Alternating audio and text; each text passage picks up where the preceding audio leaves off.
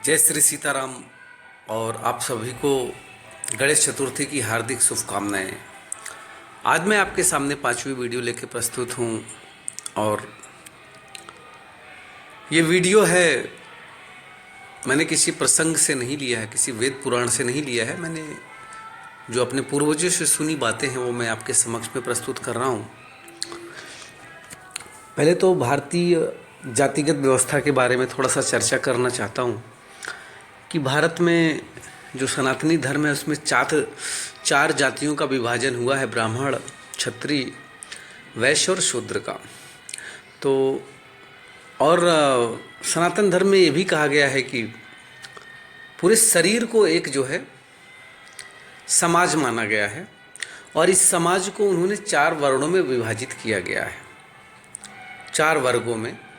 और गले के ऊपर के भाग को जो है ब्राह्मण कहा गया, तो भुजाओं को क्षत्रिय कहा गया और उदर को वैश्य कहा गया और पैरों को जो है वो शूद्र कहा गया। तो इसके पीछे एक मंशा ये है जो सनातन धर्म की है, जहाँ तक मैं समझता हूँ, जहाँ तक मुझे बताया गया है कि इसका मंशा ये है कि शरीर के लिए सारे अंगों की प्रधानता उतनी है, जितनी सर की है उतनी पैर की है, उतनी पेट की है, क्योंकि बिना इनके शरीर संपूर्ण नहीं है। तो कहने का मेरे ये तात्पर्य कि अगर आपका पैर कट जाता है तब भी आपको दर्द होता है भुजा। तो जो सनातन धर्म में चारों जाति व्यवस्था बनाई है, कर्मों के आधार पर बनाई है, इनमें कोई ऊंच नीच की भावना नहीं है। अगर ऊंच नीच की भावना होती तो हमारे सनातन धर्म में जो भी पैर पहले आता है वो पहले पैर छूता है, तो पैरों को तो शूद्र माना गया है, तो शूद्र को कैसे वो इतना सम्मान दे रहा है। तो कहने का तात्पर्य मेरे ये है कि भारत की जो ये व्यवस्था है बहुत ही उच्च कोटि की है, इसमें कोई ऊंचा नीचा नहीं और कोई किसी का स्थान भी नहीं ले सकता। और सब कर्म के अनुसार बनते हैं। जो कर्म करेगा, जो पढ़ेगा लिखेगा पढ़ाएगा, वो ब्राह्मण है। तो जो भी आज की डेट में कोई भी जाति का आदमी हो, अगर वो पठन पाठन का कार्य कर रहा है तो ब्राह्मण है। और कोई ब्राह्मण अगर जो है वो धंधा कर रहा है, रोजगार कर रहा है, तो वो बनिया है। तो कहने का तात्पर्य है कि सब जाति व्यवस्था ये बहुत ही उच्च कोटि की बनी थी सनातन धर्म में। और मैं अब आगे की ये बात बता रहा हूँ कि ब्राह्मणों में भी आपने देखा होगा कि बहुत सारे लोग जो हैं, ब्राह्मणों में भी बहुत सारी वर्ग हो गए हैं, जैसे कि चतुर्वेदी, द्विवेदी।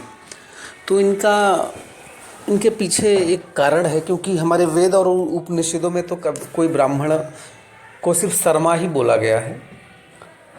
और मैं जब बचपन में था या मैं कभी ये कथा सुनता था या फिर सत्यनारायण की, तो पंडित जी बीच में एक प्रसंग आता था जिसमें आपका नाम लिया जाता है, तो हमेशा मेरे को आशीष शर्मा हम कहा जाता था। बोलते थे कि बोलिए कि मैं आशीष कुमार शर्मा हम। तो मैं बोलता था पंडित जी मैं तो पांडे हूँ, तो शर्मा क्यों बोलूँ? बोला नहीं तुम बोलो, ये बोला जाता है कथाओं में। तो मेरे को बड़ा इसमें प्रश्न आता था कि भाई क्यों ऐसा है, कुछ तो कारण होगा इसके पीछे।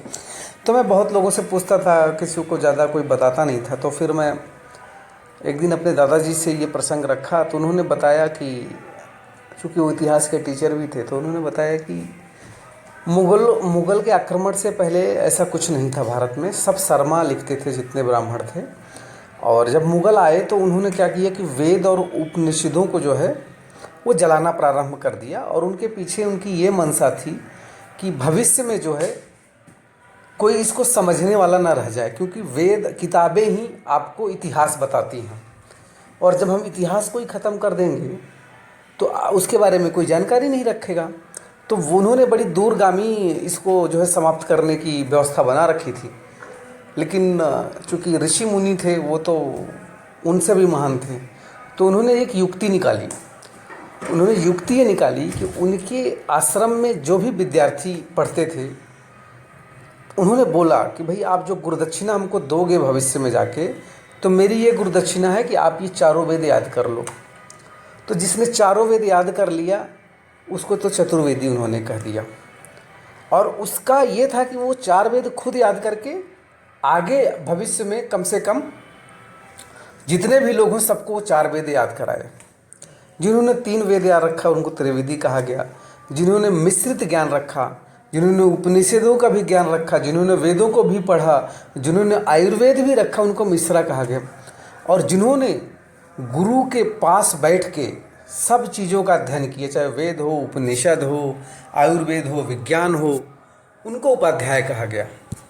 तो उन्होंने उप अध्याय का तात्पर्य है कि जो गुरु के समीप बैठ के अध्ययन करें। तो कोई भी चीज़ें जो भी हमारे जीवन में घटित हो रही हैं या सनातन धर्म में होता है, उसके पीछे बहुत बड़ा कारण होता है। और हमने अपने धर्म को बचाने के लिए 4 वेद, 1 वेद याद करना बहुत मुश्किल होता है। 4-4 वेद लोग याद करके अपने धर्म को बचाया गया है। और मुग़लों के आक्रमण के बाद अगर जो हिंदू हैं तो उन्होंने बहुत परित्याग किए हैं, बहुत चीज़ों का त्याग किया है, बहुत उनके ऊपर अत्याचार हुआ है, तब हम आज व्यवस्था में बैठे हैं। तो आप अगर हिंदू हैं तो आप अपने को कम ना समझें, क्योंकि आपके पूर्वजों ने बहुत बलिदान दिया है आपको हिंदू रखने के लिए, क्योंकि बहुत सारे लोग जो है परिवर्तित हो चुके हैं।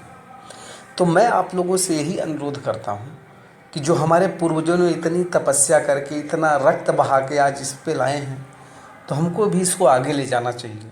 मैं आप सभी से एक अनुरोध करता हूँ कि जीवन में 1 घंटा अपने, सबको पता है सब काम करते हैं, मैं भी करता हूँ, लेकिन 1 घंटा जो है अपने धर्म के लिए ज़रूर निकालें। नैतिक शिक्षा के लिए मैं बोलूँगा, समाज अच्छा बनेगा इससे। क्योंकि जिस बच्चे में या जिस पुरुष में धर्म होता है ना, 70% तो अन्याय वहीं ख़त्म हो जाता है। क्योंकि धर्म एक कानून है। धार्मिक पुरुष कभी गलत काम नहीं कर सकता है। तो मैं आप लोगों से एक अनुरोध करता हूँ कि कम से कम आप स्वयं 1 घंटा इसमें दें और अपने बच्चों को भी अपने धर्म के बारे में, नैतिक शिक्षा के बारे में ज़रूर बनाएं। और इस गणेश चतुर्थी के शुभ अवसर पर मैं पुनः आपको एक बार इसकी शुभकामनाएं देता हूं। और मैं भगवान से प्रार्थना करता हूं कि ये जो महामारी चल रही है, इससे हम लोग जल्द से जल्द